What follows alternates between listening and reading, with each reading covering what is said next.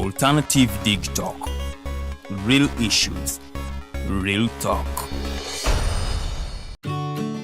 Hey Teddy, have you noticed how little attention science and health issues get in the media? Totally, Edgar, yet science information is very important. Yeah, for sure. That's why the Health Journalists Network is here. How can they help? They are a group of journalists dedicated to advancing public understanding of healthcare issues through impactful reporting on health and science. Oh, really? Yes, they meet up every month with scientists and researchers, policymakers, and activists at the science media cafes. They then relay what they discuss to the public. Does that benefit us? Oh yes, very much so. This helps with health and science literacy for a healthy Ugandan society. Okay. I love getting informed about science and health issues. Health information makes all the difference between life and death. I'll look them up and engage them. That's great. They are based all over the country.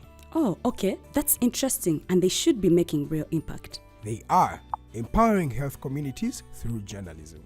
Journalists can save lives just like doctors.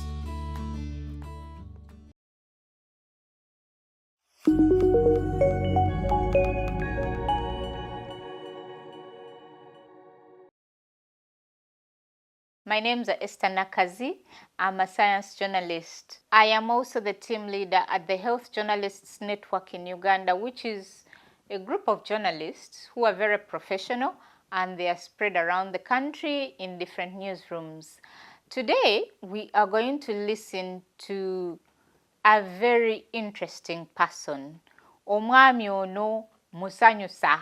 Omwami ono bw'ayogera buli kimu mukitegeera alinganga omusawo ayinza okubuulira ebintu by'otamanyi n'abinnyonnyola n'abikutuusaako n'obiwulira ne bikunyumira. He can break down science very, very simply and easily. Today we are going to listen to Moses Nsubuga, or Supercharger. We call him Supercharger. Supercharger is a community person. He has lived with HIV for a while. He's also the executive director of Joint Adherent Brothers and Sisters Against AIDS, JABASA. And he's going to explain to us how the cure research is progressing in this country and how the community can understand cure research very simply and very easily. Supercharger was also a journalist for a while, and then he became an activist. And he is out here trying to fight stigma and also educate the world and educate us journalists and the public about cure research. He's quite good at what he's doing. And because most of our communities speak Luganda, he engages most of the people that he does so in the local language. And this is the one time that he engaged us as journalists in Luganda. So this cure research, which is very scientific, is going to be explained by Supercharger or Moses Nsubuga in Luganda. A virus which attacks the immune system of a person. Todda mu lulu lw'aba scientist ate human being simanyi immune to be chi. Eh? So that's why ebyo tulina obirekera abasawo. Ebyo tulina obirekera abaki? Abasawo olulimi lwabwe era babeera mu ziri conferences zaabwe. They can talk of the virus, reservoirs, no, passive because kati ate passive ate ffe betudde eno mu community tulina engeri gye tubyogera mu birala abantu baffe bakole ki babitegeere. Now step number 2 tulina ogera ntegeere immune system eno gye boogerako kyeki. Immune system in the community language is the defense, is the ministry of defense that God gave a person to defend him against diseases. Tukimanyi bulungi nnyo nti Katonda bw'akutonda akuwa 3 important ministries. One is the ministry of communication, which is your eyes and ears to communicate. And God gave you the ministry of works, the mikono and the maguru to work. But he also gave you the ministry of defense ekulirwa General Kainerugaba ey'amaanyi ennyo eyo, to defend you against what? Diseases. Yensonga lwaki you can go to a village nolaba akaana nga tekasula mu neeti naye nga tekakola ki? Tekalwala. Kalina a strong ministry of defense. Obwana bw'omu byalo bugenda ku toilet za nkoma muzimanyi za biti bugirana buti olukomo oluli omululweno luli eno naye nga lukyafu luzimu ne tebukola ki? Tebulwala, because they have a strong immune system, the ministry of defense. But unfortunately, this virus, the mission of this HIV virus, its mission to survive and to live is to attack the immune system of a human being. For it to survive, for the HIV virus to survive, for the HIV virus to produce more viruses, it must enter a human being's immune system for it to produce. Without entering it, it cannot produce. Are we together? Tulabe tugenda mu kiwa mpola mpola. Kakati butategeera ezo step ezisooka, you will never understand the science. Era kyovola tutugezaako nnyo okulaba nti awo tusibawo nnyo ki? Essira. Tuli ffenna? Soka tutegedde immune system, naye ate immune system eno erimu ebika. Erimu red army, neberamu ne white army. Tuli ffenna?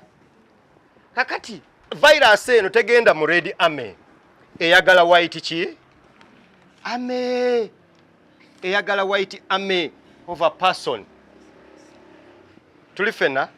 Kyokka nga ate mu white army of a person namwe tulinamu brigades. Tuli ffenna? Tulinamu ki? Brigades. Tulinamu brigade esooka bagiyita, ba scientist bagiyita lymphocyte. Eyokubiri ne bagiyita monocyte. Naye ate kati ffe mu community tetwogera luno olulimi lwabwe. Kubanga bwe twamanya definition ya monocyte, monocyte yeno brigade yerwanyisa bacteria, anything to do with bacteria, akawuka ka bacteria eno yekola ki? Yejja. Kyokka virus bwebanga yeyingide immune system yo, brigade yevaayo bagiyita lymphocyte, yerwanyisa ki? Virus. Kakati mu brigade eno eya lymphocyte erwanyisa virus, tuli ffenna ate ne mubeeramu buyite bu police unit busatu obw'amakulu ennyo, barracks oyogedde bulungi nnyo, ng'emu bagiyita B cells, tuli ffenna, endala bagiyita T cell, endala ne bagiyita NK cells. Kakati wano kiwa wetandikira. Wano kiwa wekola ki? Wetandikira ba scientists bagane tusoke tumanye B cells zikola ki? Akawuka we kakuyingira bwe papa kagala lymphocyte zino cells tuli ffenna, naye okusinga eno lwaki? Because yerina DNA yo makkati. Kubanga sobola kuzaala nga tekakozesezza DNA yo. Tuli ffenna seero y'omuntu yakulamu bweti makkati we wali DNA. Kati akawuka bwe kayingira bwe kati mu seero yo, mission yaako kulumba DNA yo eri waki? Wakati. Omusawo yakiyise to integrate. Naye kakati omutunzi w'amandaazi Kweli party is attaching. It happens at the point of entry. It attaches. Era tulina n'eddagala ekika ky'eddagala kye bakuwa so that the virus does not attach on yourself. Okweripa. Tuli ffenna. Era yanti kwerippira ku boda. Boda ejja n'ojjawo pupu. Ne togibeera mu engine si bwe kiri.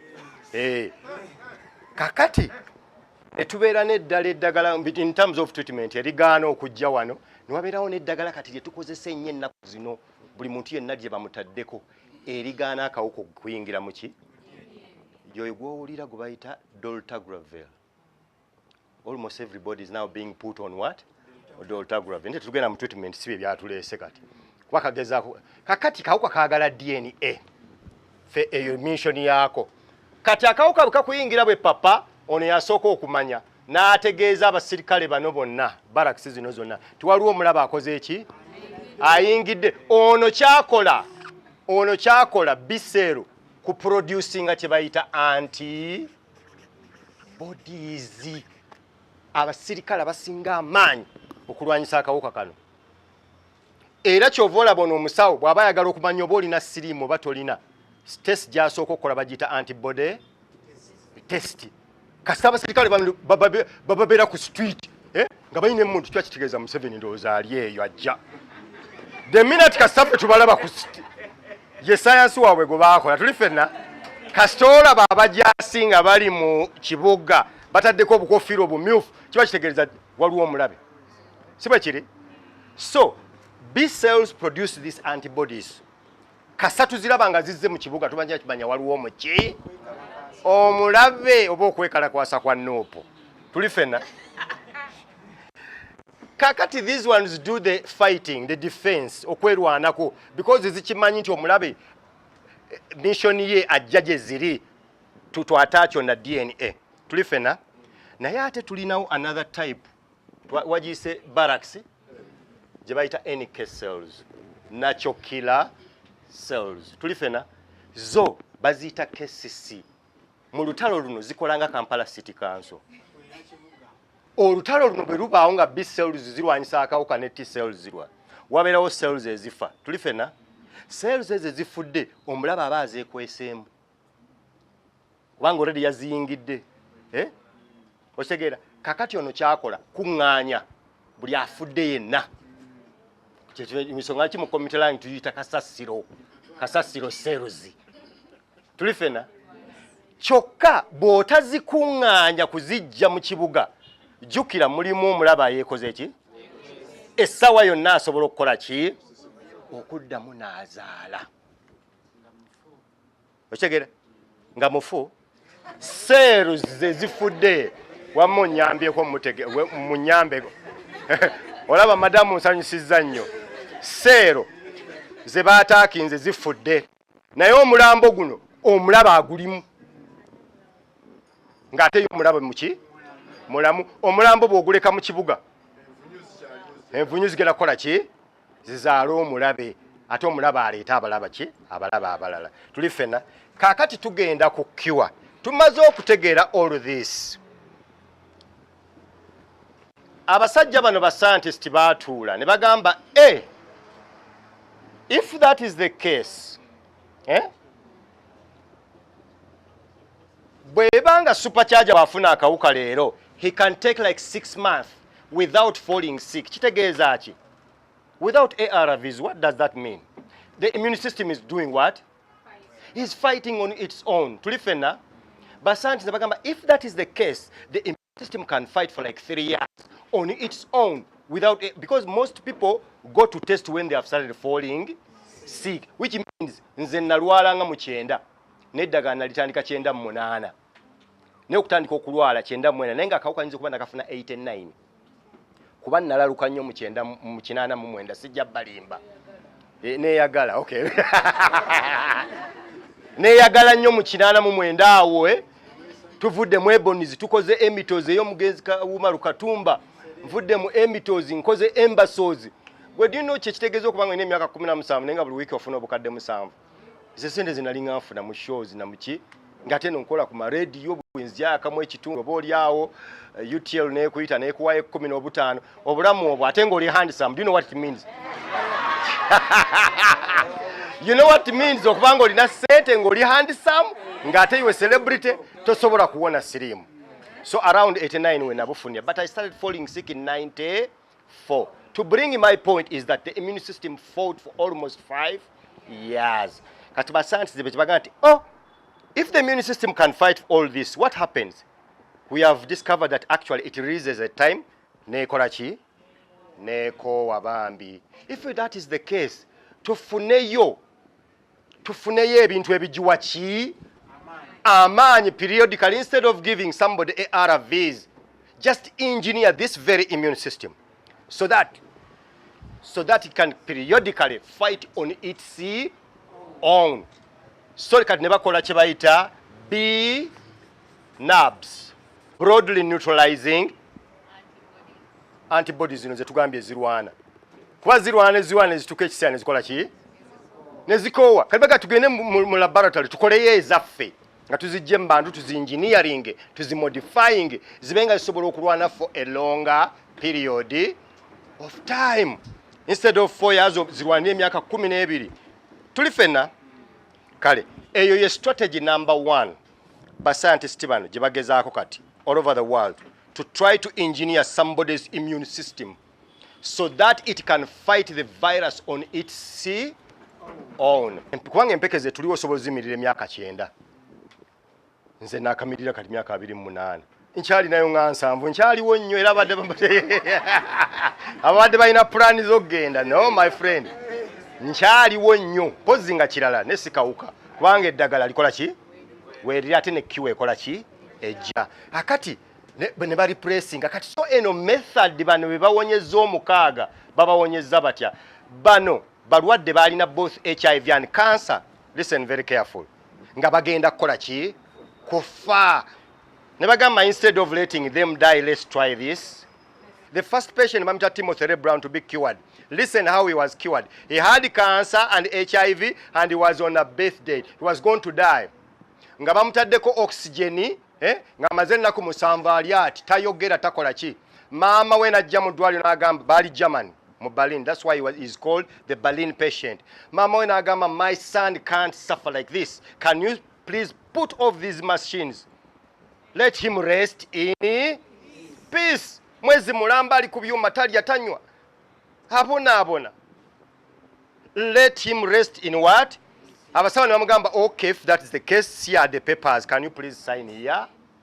She signed to let the son rest in what? In peace. So they told her, okay, you can go back. Then we shall call you to collect the dead what?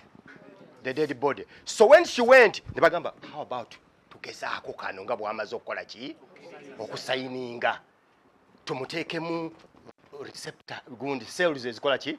Cells is resisting atulabe because he has both HIV and cancer. Ne bazimuteekamu. Mama akuba after 3 days, can I come and linda ko tuweye week number. Wakyaliwe gundi ate doctor alina okugira yagenze tuweye another week. After 2 weeks she came yamusanga anywa katunda. Ngali kubulira akola ki? Anywa katunda omuntu amaze emyezi 3 tayogera nga Timothy akola ki?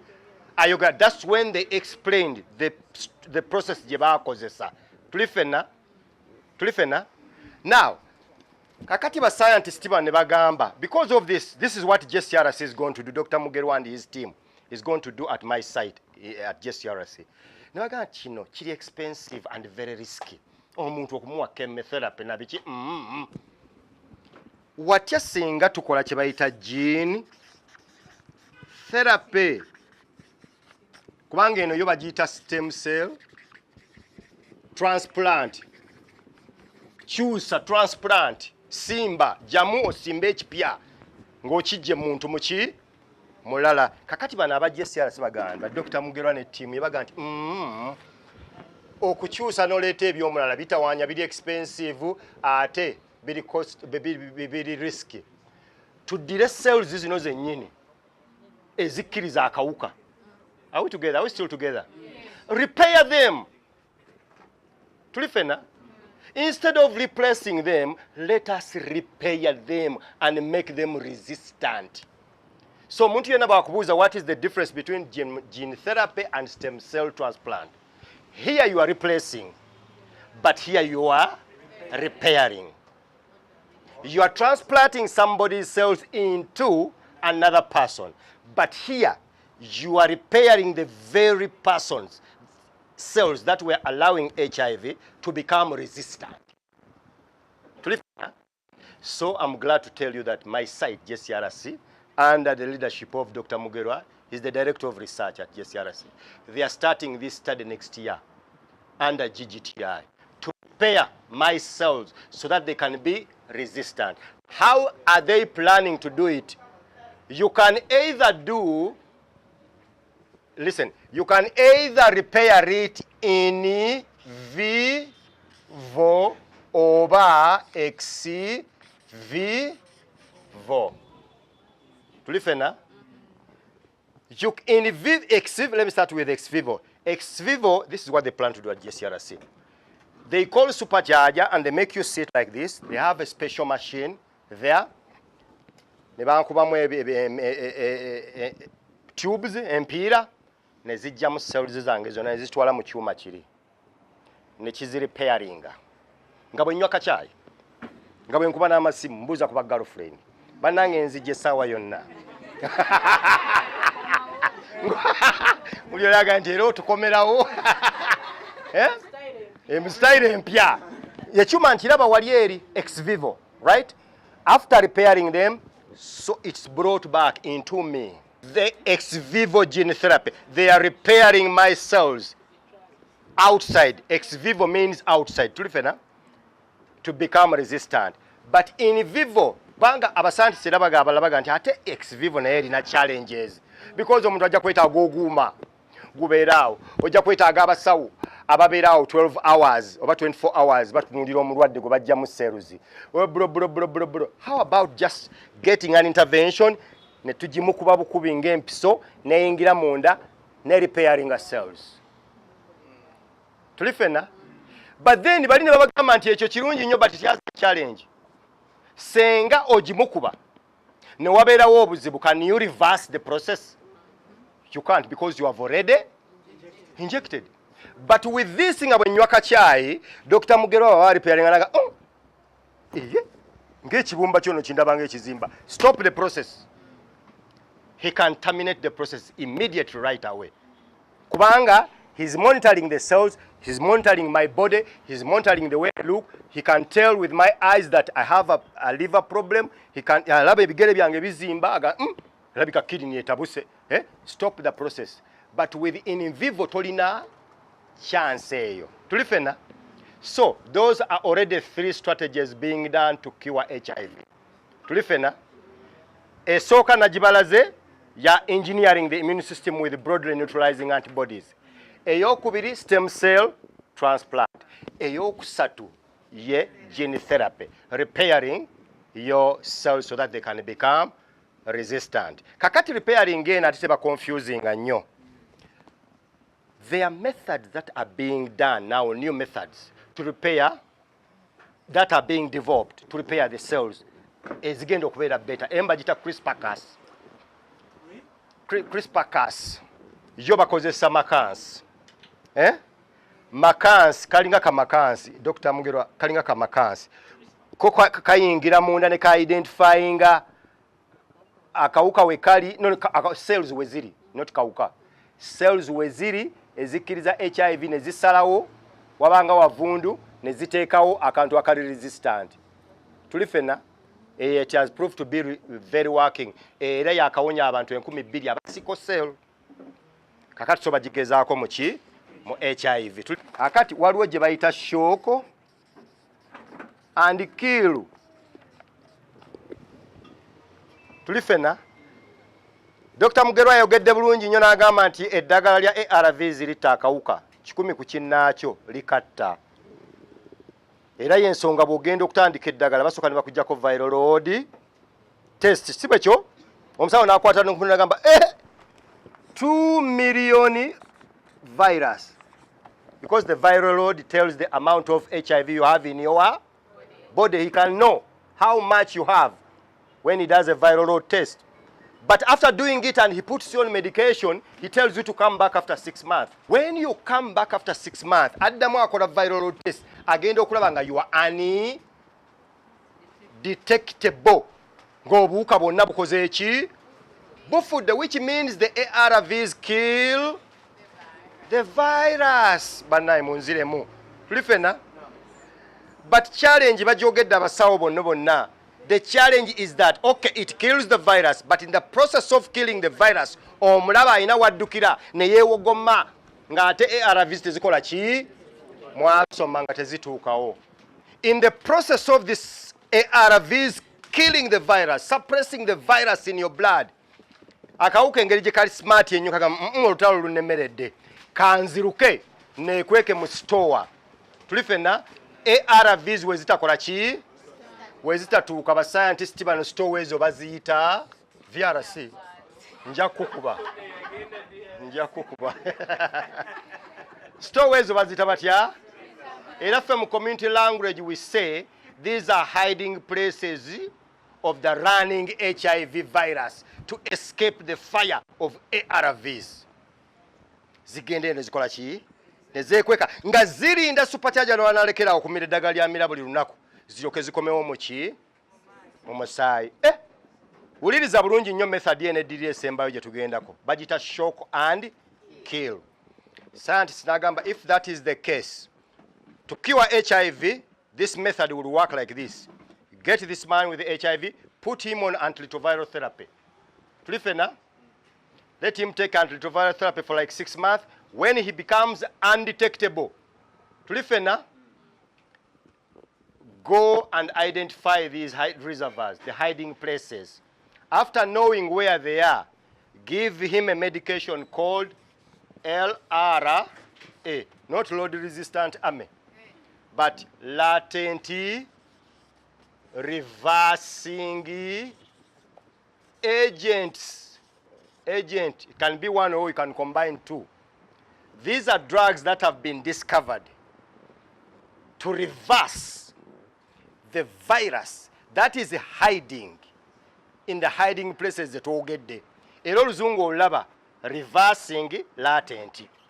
Latent kitegeeza a condition of sleeping.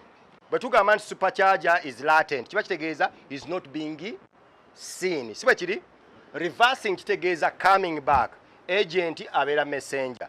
So these are messengers that are meant to reverse the sleeping virus in the reservoirs.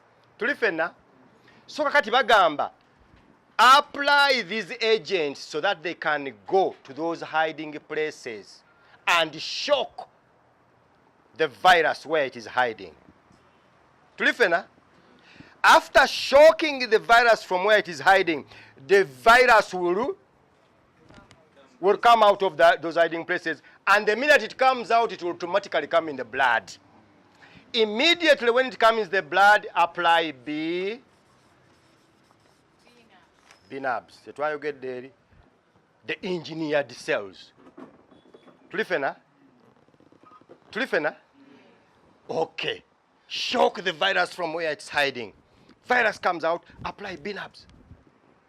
Okay, you can even add some ARVs. Then abalala ne bagamba, why shock the virus? Tosuubira nti wayinza okubeerawo implications of shocking this virus from the reservoir where it is hiding. Bano bagamba nedda, for us we shall not shock it. Nga bakama banga bamurapu ne bagamba no, science gwe bakola bagamba kubanga almost 90% of us have cancers. Tuli ffenna? Ne cancers are developing when we are 70, 80, 90. Here is a handsome young boy of 18 years. Azogena mushoking. How about waking up the cancers that are meant to wake up in 75 years? In the process of shocking the virus. Are you not shocking other things? Let's not do that. Because this is research. After identifying the reservoirs, we are not going to shock. We are not going to shock or shake. For us, we are just going to lock. We are just going to lock the door and block it completely with 100 lock pads. That's why method ya bajita block and lock. They are not shaking, they are just identifying the hiding places, block it and lock them completely so that the virus does not come out. Flifena, kakati ekisembayo treatment eddagala lino ly'emmira kyazuuliddwa bulungi nnyo tiyinza okuba nalyo liwonya akawuka ka mukenenya mu ngeri emu oba endala. Senga omuntu aba alitandise nga bukyakola ki? Nga bukyali era ze study ebbiri ze tulina kati P115 ne fresh study. Awo ne bakolawo eddagala bayita transcriptase inhibitor, eddagala erigaana okutandika oluki olutalo, because transcription kitegeeza lutalo inside the cell. Tuli fenna ne bakola transcription inhibitors oba transcription HIV drugs. Naye lwokuba kali smart nga Dr. Mugera bwe yagambye, there is a way it mutates and escape all these three drugs. Ne kalumba your DNA. Bwe katuuka wano, it will integrate on your DNA. Basanti sebaga nedda. Tukole kye bayita integrase. Inhibitors, eddagala erigaana to integrate in your DNA. Era kati buli muntu yenna ali ku ddagala lino kubanga baakizudde kyateryo lya mulembe nnyo likola okusingagana maki amalala gonna. Naye era somehow, because this virus is the smartest virus, it somehow escapes. And when it integrates, it starts the production because it has overtaken your DNA. After taking over your DNA, it starts production of new viruses using an enzyme gye bayita protease. Era kyovola tulina protease inhibitor, tulina eddagala bagamba lino ligaana production. Why am I bringing this? Ojja gende wa Dr. Mugerwa oba Dr. Mirembe again supercharger nkukebedde naye okusinziira ku kawuka koolina ngenda kuwa ebika by'eddagala bimeka. Muwulirize bulungi obuzibu bwe tulina mu ggwanga. Ngenda kuwa an attachment inhibitor. Kola kuba tebabyogera tebalina budde obwo. Yakuwa buwa eddagala mikebe gy'emeka? Ena. Ngenda kuwa kana akalagala ka bbulu nkuwe transcriptase inhibitor. Almost everyone has this. Buli muntu yenna amira eddagala ya ARV. Alina eddagala erigaana stage number 3. Tuli fenna? Wanyi? Buli muntu yenna alina akawuka ka mukenenya. Mu combination gy'alina ojja kusangamu a type of this third stage. Lwaki? Kuba nabagambye akawuka we katandikira okwetegeka. Bwe kamala okuyingira cell, katandikira wano okukola ki? Okwetegeka okulumba DNA. Tuli fenna? Kaakati nze eddagala lye banteekako ndi ku integrase inhibitor na lino combined. Tuli fenna? Naye kati osanga abalwadde abasinga nga yali ku kye bayita TLD. Wasoma waliwulirako. TLD,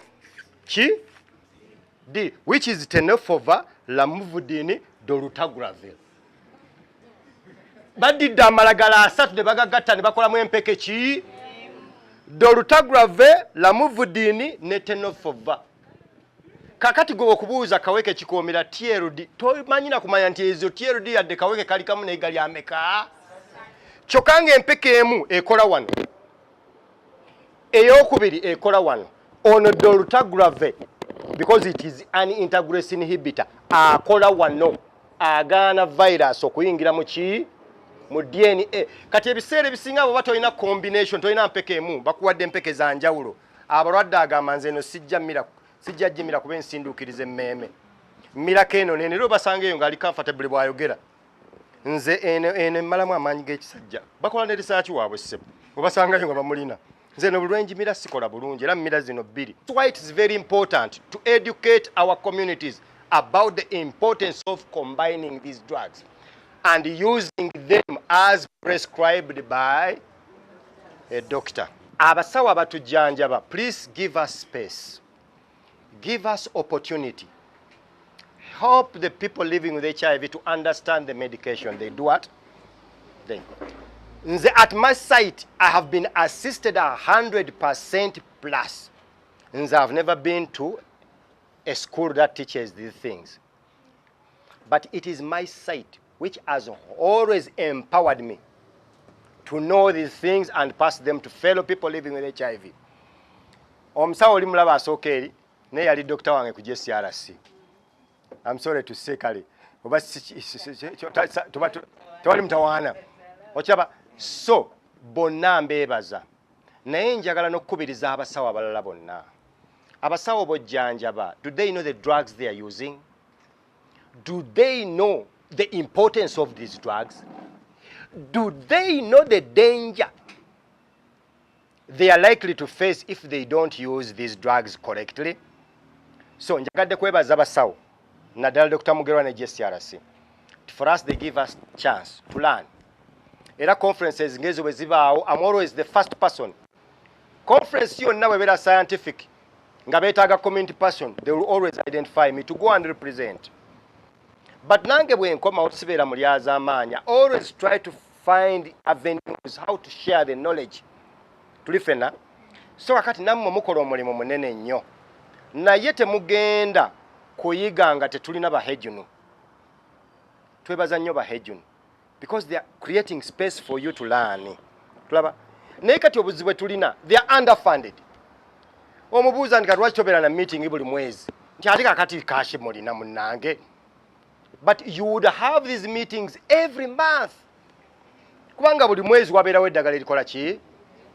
Erifuluma. Kati mbadde mumanyi nti empiso gye twejjanjabisa egenda okutuyamba oleme kubeera ku ddagala ya myezi emeka. Kakati baleeseeyo emyezi 6. Nabadde mu America juzi nga waliwo abatesting ey'omwaka. Yo bagendanga kukuba empisa emu mu January. Ayina akawuka ka mukenenya mpisa emu okomewo mu January. One injection like this. But by the time you guys get to know all the thing, it's too late. Lwakubanga temulina space. Era twebaza nnyo hejunu. Era mu advocating ennyo so that they are more funded. Thank you very much for listening to Supercharger or Moses Nsubuga. I myself learned a lot of things that I never knew existed in the cure research from Supercharger. I hope you did learn something new too, and I hope you tune in next time at the Health Hub. I am your host, Esther Nakazi, a science journalist and the team leader at the Health Journalists Network, which is made up of professional journalists who are based at different media houses in the country. Bye. See you next time.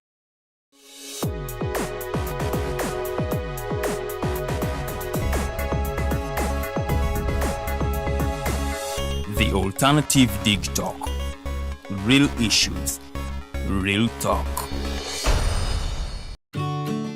Hey Teddy, have you noticed how little attention science and health issues get in the media? Totally, Edgar, yet science information is very important. Yeah, for sure. That's why the Health Journalists Network is here. How can they help? They are a group of journalists dedicated to advancing public understanding of healthcare issues through impactful reporting on health and science. Oh, really? Yes, they meet up every month with scientists and researchers, policymakers, and activists at the science media cafes. They then relay what they discuss to the public. Does that benefit us? Oh yes, very much so. This helps with health and science literacy for a healthy Ugandan society. Okay. I love getting informed about science and health issues. Health information makes all the difference between life and death. I'll look them up and engage them. That's great. They are based all over the country. Oh, okay. That's interesting, and they should be making real impact. They are empowering health communities through journalism. Journalists can save lives just like doctors.